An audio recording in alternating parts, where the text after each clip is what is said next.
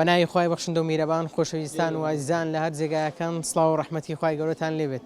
من ئیبراهیم زیادم پێ خۆشحاڵم جارێکی دیکەش لە پرۆگرامی ماچی پەیام بە خزمەتی وێ عەزیز و خۆشەویست شاد دەبمەوە. پێغەمبەری خوا صلی الله علیه وسلم دەفەرمێت باشترینتان ئەو کەسەیە کە قورئانی پیرۆز فێر بوو خەڵکیش فێر دەکات. پێغەمبەری خوا صلی الله علیه وسلم دەفەرمێت کاتێک موسڵمان قورئانی پیرۆز دەخوێنێتەوە بۆ هەر پیتێکی دەچاکەی بۆ دەنووسرێ و قورئانی پیرۆز ئەو کەسانی کە دەستی پێوە دەگرن و لەبەری دەکەن لە دوا ڕۆژدا بۆیان دەبێتە شفاعەتکار. جا من ئەمڕۆ قسە دەکەم لەگەڵ بەشێک لەوانەی کە قورئانی پیرۆزیان لەبەر کردووە. لە پاڵەوەدا مامۆستایانیش دەدوێنم با بزانم ئەوان چۆن هانی قوتابیەکانی خۆیان دەدا تاوەکو قورئانی پیرۆز دەبەر بکەن لە پاڵ قورئان خوێندندا چوانەیەکیان دەخوێن. ئێوە بیسەر و بینەرمان بن لەگەڵمانە بن.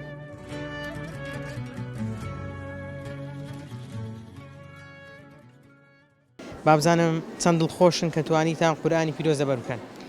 سەرتا سوپاس بەخوای گەورە و فەزلی خوای گەورەیە کە بەسەر ئێمەدانا و ئازایەتی خۆمان نییە الحەمدوللا و سوپاسی هاوسەرەکەم و کە سوکارم دەکەم کە ئەو ڕێیان پێ نیشانداین کە هاوکارمان بوو و زۆر دڵخۆشین الحەمدوللا ئێمە لە چاو ئەو هەموو ڕێگا زۆرانی کە ئێستا لە ژیاندا هەن بۆ بەرە و فەسادی یاخود بۆ بەرە و ئەوەی کە تو لە ڕێگەی دینی ئیسلام لا بدەی لە ڕێگەی قورئان لا بدەی بەڵام الحەمدوللا خوای گەورە ئەو فەزڵی پێ بەخشیوین کە ئێمە ڕێگەی قورئان بگرین کە ئێمە ڕێگەی ئەو هەدیە جوانی خوای گەورە بگرین کە بۆ ئێمە بەخشیوە کە بۆ ژیانی ئێمە بەخشیوە الحەمدوللا زۆر سوپاس بە خوای گەورە زۆر دڵخۆشین. زۆر باشە. لە کێوە خەریک لەبەرکردنی قورئانی پیرۆزی؟ ئێمە الحەمدوللا تقریبا 5 ساڵە خەریکین. 5 ساڵە. چۆن لەبەرت دەکرد؟ وەڵاهی بخۆی بە یارمەتی مامۆستاکان یەکەم جار فەزلی خوای گەورە دواتر یارمەتی مامۆستاکان و بەرنامەیەکی تۆکمێ دابنی بۆ ڕۆژانە و قورئان خۆی وایە الحەمدوللا یعنی کە دەکەوێ ناو قورئان و ناو بەرنامەی قورئانەوە قورئان خۆی بەرنامەی ژیانە کە بەرنامەی ژیان یعنی بەڕاستی بەرنامەی ژیانت بۆ ڕێک دەخا بەڕاستی هەموو پرۆگرامەکانی ڕۆژانت بۆ ڕێک دەخا کاتت بۆ ڕێک دەخا و ئەوە هیچ ڕێگر نەبووە لەوەی کە ئێمە لە ژیاندا ببڕین لە کە سوکارماندا ببڕین لە ماڵ و منداڵماندا بڕین بە پێچەوانەوە زۆر قورئان وای کردو ئاسانکاری کردو بۆ ژیانی ئێمە بۆ پەروەردەکردنی منداڵمان بۆ حەقدانی هاوسەرمان حەقدانی دەوروبەرمان چکە خۆی قورئان بەرنامەی ژیانە ڕێکارەکانی ژیانە کە ئەوەش ئاسانکاریە بۆ ئێمە بە پێچەوانەوە زۆر ئاسانکاری کرد سوپاس بە خوای گەورە. بابزانم چۆن توانیت قورئانی پیرۆز دەبەر بکەی و چەند دەتخوێن؟ والله لەبەرکردنی قورئانی پیرۆز بە تایبەتی کەم قوتابی مەکتەبیشم کەمێک ئەستەم لەسەرم بەڵام الحەمدوللا خوای گەورە یارمەتیدام لەبەرکردنی قورئانی پیرۆز بە تایبەتی پێویستە زۆر کاتی لۆ تەرخام کە کاتی تایبەتە تابیتن و بە تایبەتی لۆ مڕاجعەکەی چکە چەندی مڕاجعەی بکەی و زیاتر لە مێشکت دەمینێتەوە. وڵی کات تەرخانکردنەکەشم زیاتر بەیانیان و عەسران زۆر دەمخیند چکە لەو کاتانەدا مێشک کەمێک سافترە دەتوانی یعنی هەم لەبەرکەی هەم مڕاجعە بکەیەوە زۆر ئیتمام بە کاتی مڕاجعەکانیش دایە بە تایبەتی پێش ئیمتیحانەکان یعنی ڕۆژانە لەوانەیە بەلانی کەم 6 و 7 سەعات کاتم لۆ مڕاجعە تەرخان کردبیتن. زۆر باشە. ئەمڕۆ چەند دڵخۆشی؟ والله الحەمدوللا زۆر دڵخۆشم بەڕاستی یعنی وەصف ناکرێتن چکە ئەو مادیبوونەی کە دەیکەوی یعنی ئێستا هەست دەکەی کە بەرهەمەکی هەبوو ئینشاءالله لە ڕۆژی دوایشدا هەر بەو شێوازە دەبیتن و دڵمان خۆش دەی بۆ لەبەرکردنەی. پاداشتی و کەسانە چێ کە قورئان لەبەر دەکەن؟ دڵی پاداشتی و کەسانی کە قورئانی پیرۆز لەبەر دەکەن بە تایبەتی ئیخلاصیان هەبی لە خوای گەورە و نیەتیان تەنها لە خوای گەورە بیتن پاداشتی زۆر گەورەیان هەیە چکە کەم نییە کە خوای گەورە لە ڕۆژی دوای پێیان بفەرمێتن بخوێنە و بەرز بەرەوە بەڕاستی ئەو زۆر گەورەیە هەر پیتێک کە دەیخوێنەوە دە چاکەت بۆ دەنووسرێتن پاداشتیان زۆر گەورەیە.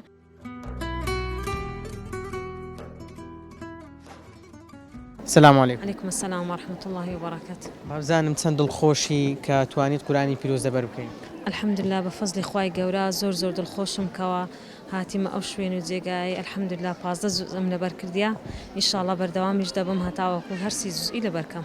چەند دەبی مەشغوڵی بەوەی قورئانی پیرۆز دەبەر بکەین؟ والله الحەمدوللا بە فەزلی خوای گەورە ساڵانە 5 جوزئی لەبەر دەکەین کەواتە 3 ساڵە بەردەوام ئینشاءالله. بەرنامەکەتان چۆن بوو کە 5 جوزئتان لەبەر دەکرد؟ بەخوای بەرنامەکەمان وایە ڕۆژانە هەفتانە 3 ڕوبحیمان هەبوو ڕوبعەکمان هەبوو دەکات 3 لاپەڕە جار وا بوو 3 لاپەڕە بوو جار وا بوو زیاتر بوو کەمتر بوو لەبەرمان دەکرد و مڕاجعەشمان هەبوو مڕاجعەی پێشیومان هەبوو و مڕاجعەی جوزئەکانی پێشیشمان هەبوو. زۆر باشە. لە پاڵەوەی کە قورئانی پیرۆزتان لەبەر دەکرد ئەی وانەی پەروەردەییتان دەخوێن یان بابەتی فقیتان دەخوێن؟ بەخوای زیاتر قورئانمان زیاتر دەخوێن. بەڵێ زیاتر قورئان. چەند گرینگە ئەو قورئانە لە ژیانی ڕۆژان ڕنگ بداتەوە؟ واللهی هەتا ڕنگ بداتەوە هێشتا کەمە یعنی زۆر ئینسان پێ دڵخۆش دەبێ یعنی پێ ئارام دەبێ بەڕاستی ئارامی دڵانە الحمد لله لفضل خوای گەورە. سلام علیکم. علیکم السلام و رحمة الله وبركاته. بەخێراتنی کەناڵەکەتان دەکەم دەستخۆشتان لێ دەکەم. نزیکەی 8 جزئی قورئانم لەبەرە بە تەسەلسول و بە متەفەرقەوە 2 جزئە، بەڵام امتحانی 2 جزئیم کردی الحەمدولله. شێوازی لەبەرکردنی قورئانی پیرۆز بەخۆیم زیاتر بخۆم شەوان لەبەری دەکەم، بەڵامی وا هەیە کاتی بەیانیان بەخۆی باشترین کاتی بەیانیانە لە بۆ لەبەرکردنی قورئانی پیرۆز. چەند دڵت خۆشە ئەمڕۆ؟ طبعا دڵم زۆر خۆشە. الحمد لله الذي أكرم الذي علم بالقلم علم الإنسان ما لم يعلم. زۆر سپاسگوزارم لە بۆ خوای گەورە دەستخۆشی لە بۆ ستافی دەستگای ڕۆناچی و هەموو ئەوانەی کە ئەمڕۆ لێرە مادی بوونە زۆر دەستخۆشیان لێ دەکەین و سپاسیان دەکەین. طبعا زەوجی زۆر خۆش و ئیمانیە. چۆن بیری لەوە کردو کە بتوانی قورئانی پیرۆز لەبەر بکەین؟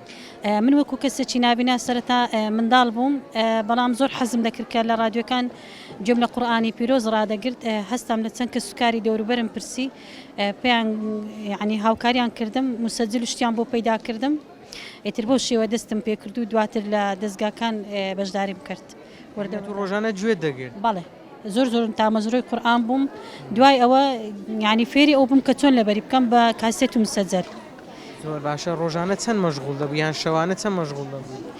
بەخوای ڕۆژانە زیاتر 2 سعات هەتا 3 سعات، بەڵام مدەیەک نەخۆش بووم دوایەوە کەمم کردەوە، بەڵام ئێستا دەستم پێ کردوتە الحەمدولله. سپاس بەخوای گەورە. سعات گوێ دەگری لە قورئانی پیرۆز؟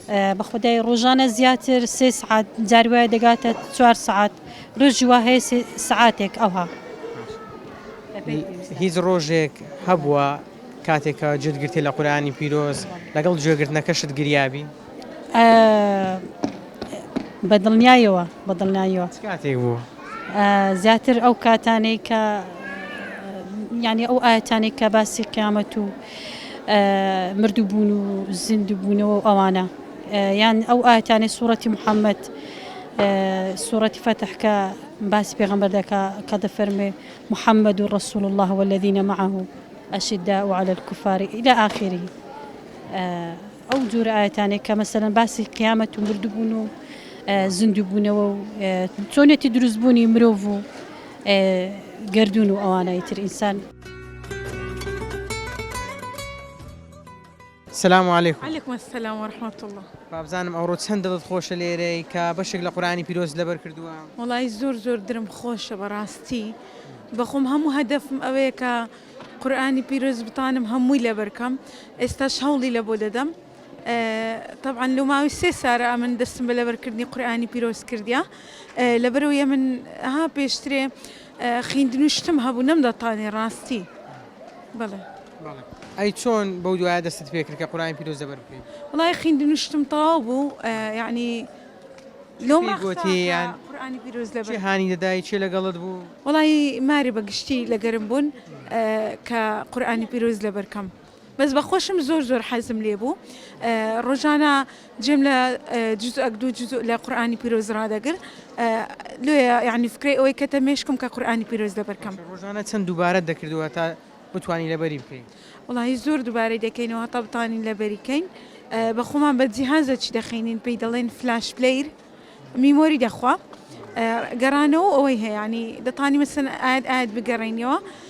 ئەوجا 2-3 جار جێ لێ ڕادەگرم هەتا دەزانم لەگە قاری ئیبرێمەوە، دوایەکەش دەرێمەوە هەتا بزانم لەبەرم کردیانە. زۆر باشە. پێم بڵێ جێ لە کام قارئ دەگرت؟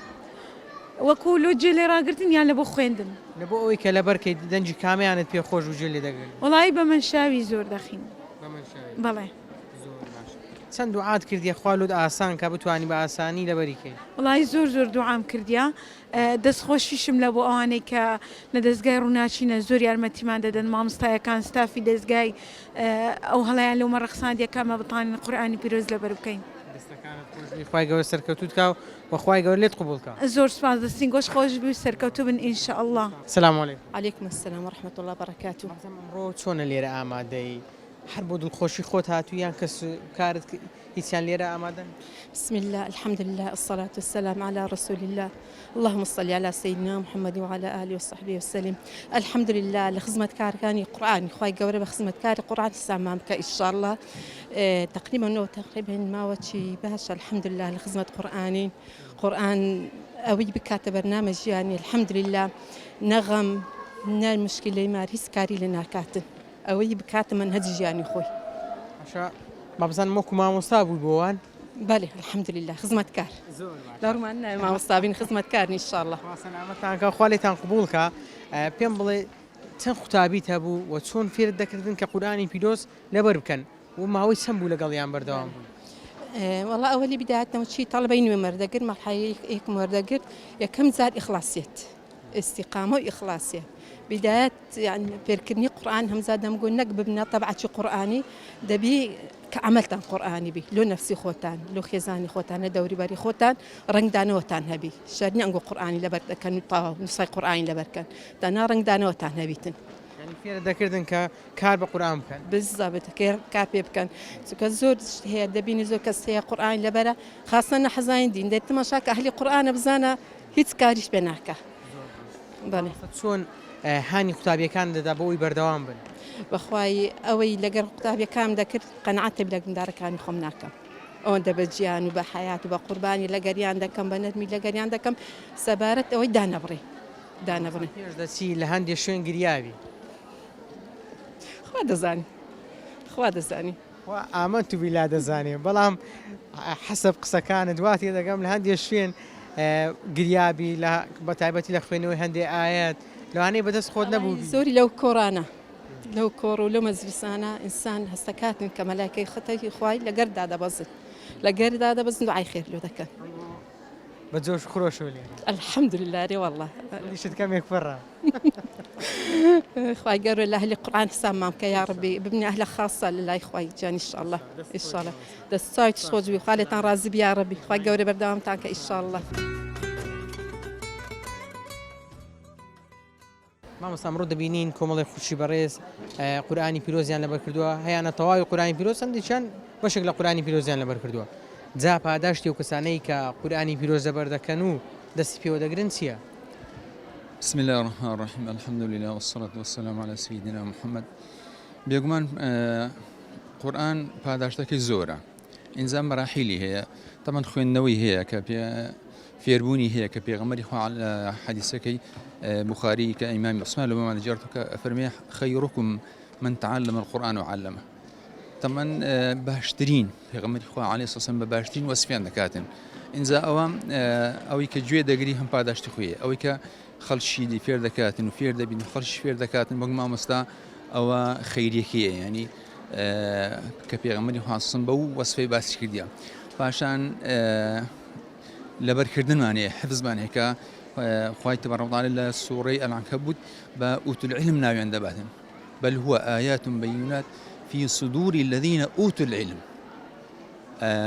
لسينج أوانك خاون علما إنزان تدبر من هي القرآن في رزدا إذا بلام لحمشان مهم ترو جورة ترأويا كإنسان كاربو قرآن في رزدا بكاتن أويك لأمر نهي كان أويك أمري بيكرديا زي بزيب كاتن وأويك نهيلي كدي قرآن بيروز لي دور كيوتو نهيب كاتن لوشتاني كقرآن بيروز نهيلي كدي براستي أول مرحلة كان دي قرآن بيروز تاني بتانيا لبركردن قرآن بيروز واتدقم خير بعداشتي خوي هي بلام أجر كاري بينكي أو خير بعداشت ناقاتي هي استفادة لنا كدي براستي مامۆستا ئەمڕۆ دەبینین کۆمەڵی خوشی بەڕێز بەشێکی قورئانی پیرۆزیان لەبەرە بەشێکیان تەواوی قورئانی پیرۆزیان لەبەرە جا پاداشتی و کەسانەی کەوا قورئانی پیرۆز لەبەر دەکەن چییە؟ والله پاداشتی قورئان لەبەرکردن وەختە بنێن بەس خوا ئەزانی چییە زۆرە جا خوا يعني بن عباس فەرمی ئەگەر کابرا قورئانی خوێن بە هەر حرفەچی دەخێری لۆ ئەنووسرێ أفرمي ولا أقول ألف لام ميم حرف بل ألف حرف لام حرف ميم حرف يعني أجابس بري ألف لام ميم سي حرفا يعني سي بيتن هريتشي دا خير أو السيخر والله يضاعف لمن يشاء خواز بجرى إرادة خوي وابي زيتريشي خير له أنسي أو إياك وقنا القرآن خويندن هذه لبركدن لبركد خير كدن أفرمي أو يحافظ القرآن مع كرام السفرة والبررة الملائكة كرام السفرة وبررنا لقى ملائكتنا لا يشدي أو حفظ القرآن يبقى رجع قيامة بيدر ودقرت عندنا بخوينا أو دقر هندش برز ببو لقى خويني برز بيتو حتى آخر منزلة كأتو قرآن تلي خوين دو برز بيو لا دنيا إيش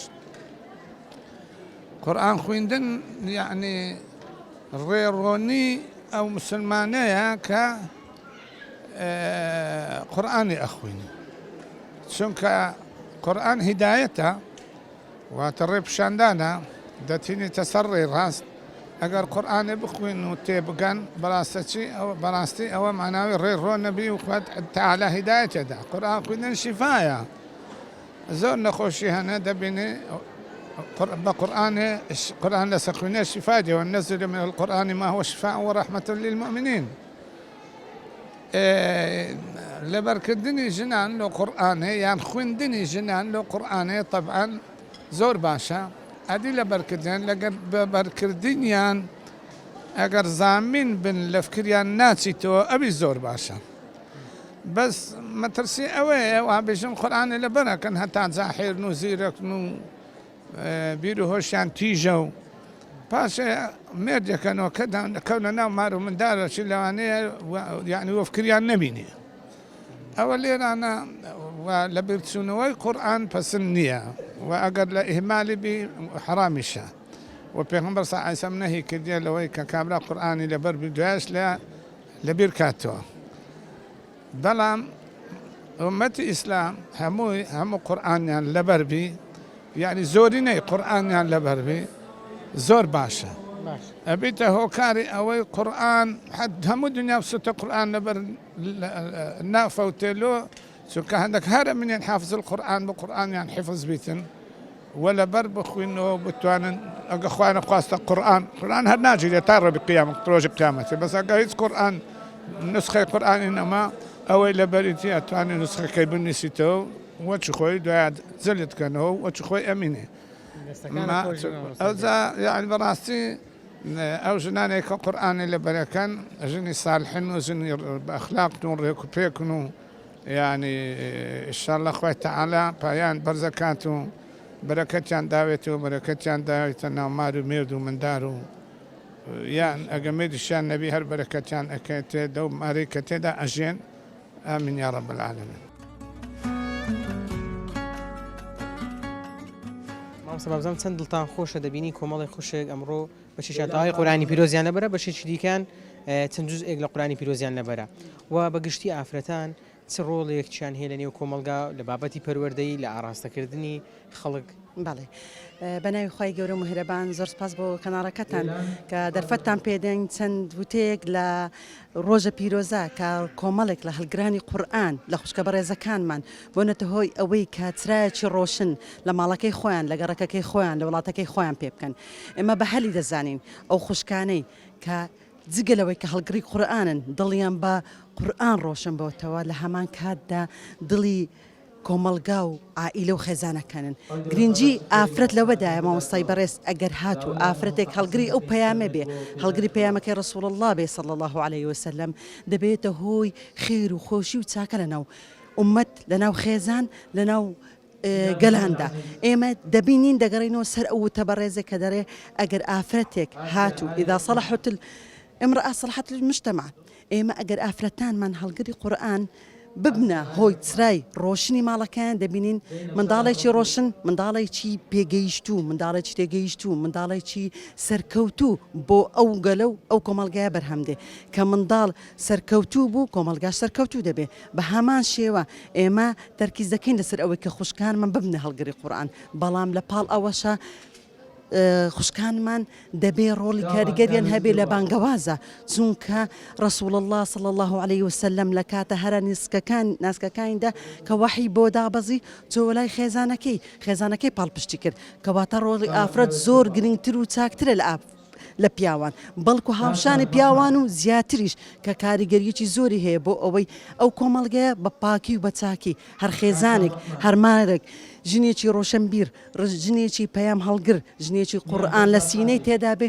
ئەو ماڵە ڕۆشنە لەو گەڕەکە لەو کۆمەڵگایە بۆیە داوا دەکەم لە هەموو خوشکان لە هەموو دایک و کچەکان ئەوانەی کە ڕێگریان هەیە لە ماڵەوە بەڵکو بە پیر ئەوەوە بن هەم لەلایەنی بانخوازی هەم لەلایەنی حفظی قورئان کە ئەویش بەشێکە لە بانگەوازەکەی ڕسوول الله صلی الله عليه وسلم کە کاریگەریەکی زۆری هەیە بۆ کۆمەڵگەی ئێمە ئەوانەی لە ئێوە دەرس دەخوێنن تایبەتیوانەی کە منداڵیان هەیە هاوسەریان هەیە چەندێک وانەکانی ئێوە وای فێرکردوون کە لەگەڵ هاوسەرەکانیان باش بن دایکێکی نمونەیی بن یعنی ببنە چرا بۆ ماڵەکەی خۆیان الحەمدلله مامۆستاجیان ئەوە بە شاهێدی هەموو ئەو ماڵانەی کە پیاوەکان و باوکەکان و یاخود براکان دێن دەڵێن ئەوانەی کە لە بەشی بانخوازی یاخود لە بەشی قورئان دەخوێنن طبعاً بوونەتە نمونە یەکەم جار بۆ ماڵەکەی خۆیان بۆ پەروەردەی منداڵەکانیان دوایش بۆ جیران و دەوروبەریان دوایەکەش بۆ خزمانیان دوایەکەش بۆ کۆمەڵگەیان چونکە بووینە ترایەکی ڕۆناک وای لێ هاتووە کە خەڵک دەستی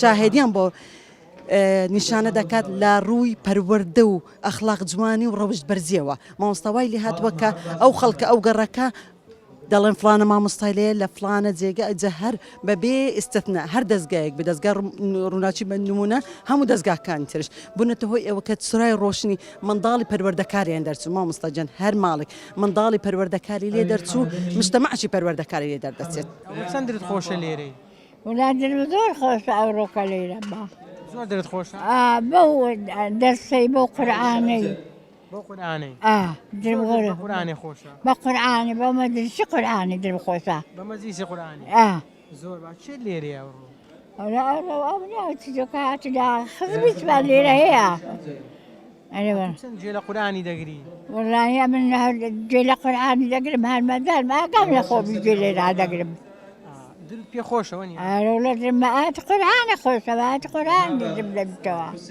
هیمە دەست بۆ قورئانەی بگرین ئەرێ بەخوا چەند مهمە بەختەوەر نابی بەڵێ وەڵڵا بەختەوەر دەبی هەموو جارێک چ بە منداران دەرەی چیان پێ دەرەی دەرما دەرسی قورئانی گەلێ ڕاگرن بەسە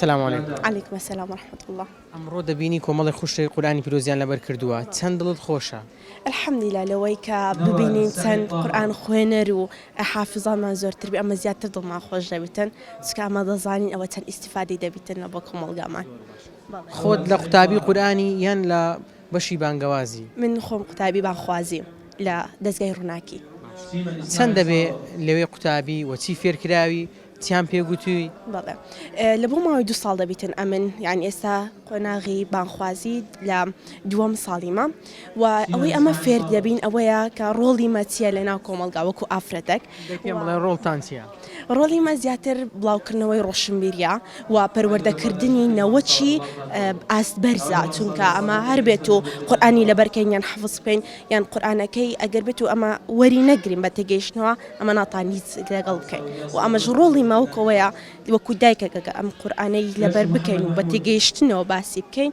فێری منداڵەکان و نەوەکانمان بکەین کە لە دوا ڕۆژ بەکاری بێنەوە زۆر باشە ئەوانەی کە قورئان دەخوێنن بە تێگەیشتنەوە چەندێک بۆ هاوسەرەکانی خۆیان دەبنە مای با بڵێن بەختەوەری بۆ ماڵێک دەبنە چرا بۆ گەڕەکەی خۆیان دەبنە ڕۆشناییەک بڵێ طبعاً هەر نەک ئافرەت بە تەنها ینی هەموو کەسێک ئەگەر ئەو قورئانی بە تێگەیشتنەوە لەبەر بکاتن یان بزانیتن و بخینەوە ئەوە دەبتە نمونە لەو جێی لە هەر جێیەکی بیتن نەک بەتەن لەناو خێزانی لە هەر جێیەکی کاری پیشەی بیتن لەناو کۆمەڵگای خۆی بتن لەناو عایلەی خۆی لەناو خزمەکانی سوبحان الله دەبتە نمونە چونکە ئەوەی لێ فێر دەبیتن بە ڕنگدانەوەک لە دەوروبەری پیشان دەداتن نەک بەتەنێ لەوەی کە بەتەنێ لەبەر بکاتن یان بخینەوە مەسەلەن چەند گۆڕانکاری بەسەر داهاتووم 2 ساڵ والله الحەمدلله یعنی لە یەکەمەوە لە ڕووی قسەکردنەوە بلێ لە ڕووی تەسەڕفات بلێ لە ڕووی مامەڵەکردنەوە لە ڕووی هەموو جەیەکی دەزانی لە چەند دەرچ دەلێیت دەنکەی دەزانیتن لە چەند دەر قسەکەی بکەیت ناکەی حاکماتیت فەردەکاتن سبحان الله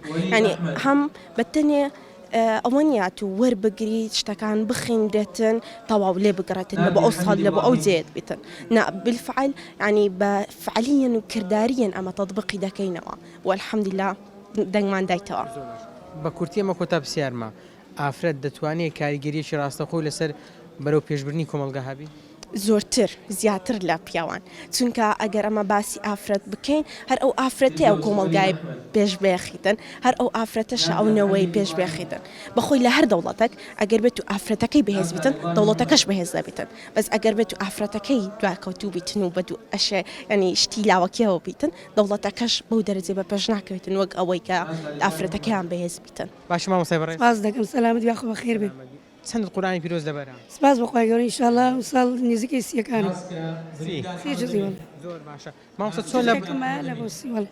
کو لەبەرت دەکرێتەوە؟ والله سپاس بەخوای گەورە ئەمە وەکو نابینایەک الحەمدوللا چەند نابینایەکن وەکو کەسانی چاوساخشان بەشانیوان ساڵانە لە کۆڕەکان بەشدارین الحەمدوللا. سپاس بەخوای گەورە ئەم ساڵی چەند قوتابیەکمان دەرچوونە لە قۆناغیەک تاوەکو قۆناغی 5 سپاس بەخوای گەورە بەخۆشم قۆناغی 8م. ئێمە تەبعاً بە فلاش پلەیەر تقریبا لەبەری دەکەین بە شێوەی لەبەکردن بە دەنگی قاریەکان جێ دەگرین و لەبەری دەکەین. چەند قوتابیت هەیە؟ وەڵا خۆمان تقریبا 38 قوتابی نابینایەکان. 38 بەڵێ. زۆر باشە. بۆ ئێوە تۆزی زەحمەت نییە؟ بەخوای الحەمدوللا سپاس بەخوای گەورە خۆی گەورە ئاسانی دەکات. الحەمدوللا زەحمەتێکی ئەوەیە تۆزێک وەچی گوتی ئێمە دەبێ بەرە بەکردن بیتن بە شێوەی دەنگە بە فلاش پلەیەرمان هەیە میمۆری دەخەینە سەری و لە بۆ قوتابیەکان دابینمان کردیە و سپاس دەستگار و ناکەش دەکەن کە بەڕاستی زۆر لەگەڵمانە هەم لە ڕووی ماگانەمان هەم هەر پێداویستێکمان هەبی کە لە بۆمان تەرخان دەکەن. ئێوە ڕۆژانە چەند سەعات خەریکی لەبەرکردنی قورآانی پیرۆز دەبن؟ وەڵاهی ئەوجا دەبێ وەر کەسە بەرنامەی لە بە خۆی دابنێ چکە بەڕاستی قورآن خوێندن کاتی دەوێت.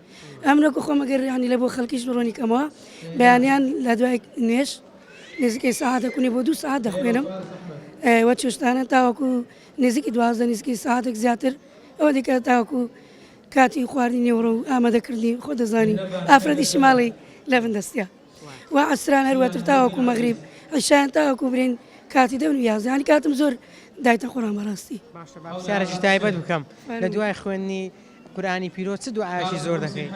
وەڵا زۆر دوعای دەکەم سپاس بەخوای گەورە. دوعایەک زۆر تایبەتە دەیریەوە. وەڵا ئێوەی زۆر زۆر دەیرێمەوە يا الله الله اللهم يا مقلب القلوب ثبت قلبنا على دينك. زۆر دووبارە دەکەمەوە. هەتاکو ئێستا گەشتی عومرەت کردووە؟ سپاس بەخوای گەورە یەکجار حەزم لە زیاترە بەس قەدری خوای گەورە تاڕی دەکەی. کاک دکتۆر پێم بڵێ گرنگی لەبەرکردنی قورآانی پیرۆز بە تایبەتی بۆ ئافرەتان چییە کە ئێوە ئەمڕۆ نزیکەی 270 کەستان بەشێک لە قورآانی پیرۆزی لەبەر کردو بەشێکیان تەواوی قورآانی پیرۆز لەبەر کردو. بنای خوای بەخشندە و میهرەبان درود و سەڵات و سەلام بۆ سەرجانی سەرداری پێغەمبەران محەممەد المستەفا و یار و یاوەرانی. طبعا سەرەتا بە خێراتنی کەناڵی پەیام دەکەم خوای گەورە جەزای خێرتان بداتەوە سوپاسی حزورتان دەکەین عەزیەتتان کێشە. بەحەقەت بابەتی تەحفیزی قورئان بەنسبەت ئافرەتان بابەتێکی زۆر گرنگە. گرنجەکەشی لەوە خۆ دەبیتەوە کە ئەمە ئێستا لە وەزعێک و لە زروفێک داین کە بەڕاستی ئافرەت بە هەموو شتێک مەشغوڵ کراوە. ئافرەت بابەتی دایکایەتی خۆی لەف کردووە، ئافرەت بابەتی پەروەردەی خۆی لەف کردووە، بە جۆرێک وی لێ هاتووە ئافرەت لە میهنە ڕئیسیەکەی خۆی کە دایکایەتی و پەروەردەکردنی منداڵە دابڕایە. لۆیە بەڕاستی ئەو مەراکزی قورئانانە زۆر بە هەموو توانای خۆیان هەوڵ دەدەن ئافرەت بینەوەسە ئەو ڕێڕەوە ڕاستەی کە خوا پێغەمبەری خوا صلی الله عليه وسلم لۆی داناوە کە پەروەردەکردنی منداڵە حتما فاقد شيء لا يعطيه. تا کاتێک کە داک هیچی پێ نەبی دەربارەی خوا و پێغەمبەر و قورئان ناتوانێت هیچ بێخشتە منداڵەکەی. کاتێک ئەو ئافرەتە بەڕێزانە ئەو خوشکە جوانانەی من کاتێک کە دێن بەشدار دەبن لەو دەوراتی قورئان و لە مەراکزی تەحفیز حتما ئینسانێکی بەلای کەمی داعیەشان لێ دەردەچی. وەک جەنابی مامۆستا زرار ئیشارەتی پێکرد کە هەموو حافظ قورئانێک عالیمە کە بەڕاستی ئەوە زۆر زۆر مهم دەبی و ئاسەوارێکی زۆر گرنگی دەبی لەسەر خێزان لەسەر منداڵ حتا لەسەر پیاوەکەی خۆیان لەسەر ئەو دەور و پشتەی کە لەگەڵی دەژین ئایداکە بابە یاخود کەس و کارێتی و زۆر جاریش هەیە ئێمە ئەو خوشکە بەڕێزانی ئێمە کاتێک کە دێن لە کنەمە لە تەحفیز دەخوێنن هەر یەکیان دەبتە مەدرسەیەکی تەحفیز لە گەڕەکی خۆی. زۆر باش کاک دکتۆر بۆ ئەوانە زیاتر ئێوە فێریان دەکەن کە قورئانی پیرۆز دەبەرکەن ئەینە دەبووە ئێوە فێریان بکەن بۆ ئافرەتێکی نمونەیی بن دایکێکی نمونەیی بن لە ماڵەوەدا خێزانەکەی خۆیان بە بەختەوەری بهێڵنەوە یعنی ئەمانە گرنگتر نەبوون بۆ ئافرەتان؟ حتما ئەوانی کە جەنابەت باز دەکەی هەموو مفرداتی زۆر گرنگن بەڵام هەر هەمویان لە ناو بۆتەقەی قورئان لە ناو دوتوێی قورئاندا خۆی دەبینێتەوە ئافرەتە کاتێکە و ئافرەتە دێتە کنەما ئەو ئاەتە جوانانەی خوددا لە بەردەکا و دەستە ناو سینەی و سینەیەکی پاچی دەبێت حتمما داکێکی پاچی لێ دەرەچێت حتمما ئافرەتێکی پاچی لێ دەرەچێت حتمما ئافرەتێکی بە بەرەکەتی لێ دەردەچیتن کە ئەوە لەگەڵ هیچدا نییە کە ئافرەت کاتێک ئەوەی لە قورئان دەخوێنتەوە دەزانی مافی چیە دەزانی سنووری چییە کاتێک کە ئافرەت ئەو شتانی زانی بە دڵنیایی ئەو شتانی کە جەناب باسی کرد هەر هەمووی تێدا دەبێتن. کاک تۆ دەمێ بزانم دوا پەیامت چییە؟ طبعا دوا پەیامم وێڕای دەستخۆشی لە بەڕێستان و زۆر بەخێرهاتنی ئەو میوانە بەڕێزانە و دڵخۆشی خۆم بەو ڕۆژە گرنگە کە الحەمدولیلا بەرهەمی ماندووبوونی مامۆستایان و بنکەی ڕووناچی و ئەو جوهدەی کە سەرف کراوە بۆ پێگەیاندنی ئەو قوتابیانە دەبینم زۆر دڵم پێخۆشە بەڵام ئەوەندێ دواوتم ئەوەندێ داوا لە هەموو خێرخوازان دەکەم داوا لە هەموو لایەنێک دەکەم ئەگەر بە دوعایەکی خێریش بێ بنکەکانی قورئان لە یاد نەکەن چونکە ئەو بنکانی قورئان بەڕاستی ئیشەشی گەورە دەکەن بەڕاستی دەتوانم بڵێم تاقا ڕوبەڕووبوونەوەی ئەو مەوجە فەسادی کە ئێستاکە هەیە زۆربەی زۆری لە بنکەکان لەبەرکردنی قورئانی پیرۆز دەبیندرێتن بۆ نمونە مەثەڵەن بنکەیەکی وەکو بنکەی ڕووناچی کە دەتوانێت ساڵانە زیاتر لە 70 تاوەکو 100 حافظ قورئان لەو بنکەیە دەردەچی ئایا بەڕێی ئێوە 100 حافظ قورئان ببەخشرێتەوە شارێکی وەشی هەولێر چ بەرەکەتەشی دەبێ یاخود چ ڕۆڵێکیان دەبێت ئەو حافظ قورئانە طبعاً ئێمە مامۆستایان و قوتابیانی خۆمان ئاوا فێر دەکەین کە نابێت دانیشن ئەم نامێ ببێ مصحفێکی کە و لە ناو پەڕاوێکت دابنێم و لە پەڕۆکەشی کەس کرد هەر بسم و دادنێمە پەنایەک نا وەقولی عملو یەکەم ئاەتە کە ئەمە فێریان دەکەین و یەکەم شەرتی ئێمەش لەسەر قوتابەکانمان کاتێک کە حافظ قورئان دەبن دەبێ ئیش بۆ قورئانە بکەن و بڵاوی بکەنەوە جا بۆیە ئەو ئەرکە گەورەیە ئەو هەموو لۆد و زەختی کە لەسەر ئێمە حتمما پێویستمان بە ئەوە دەبێت کە خێرخوازان و کە خەڵکی خێرخواز و خەڵکی صالح دوعامان لۆ بکاتن ئەگە هەر هیچیان لە دەستنێ دوعای تەوفیقمان لۆ بکەن و ئەوەی بشتوانی یارمەتی ئەو بنکانەدا جا هەر بنکەی مەبێ هەر بنکەیەشکە بێتن ئینشاءالله خوای گەورە لە میزانی حەسەنات دادێنێ و دەبتا یەکێک لەوانەی کە دەبنە هۆکارە ئەوەی ئەو قورئان و ئەو نورە بڵاو بکەنەوە بە ڕووی زەویدا.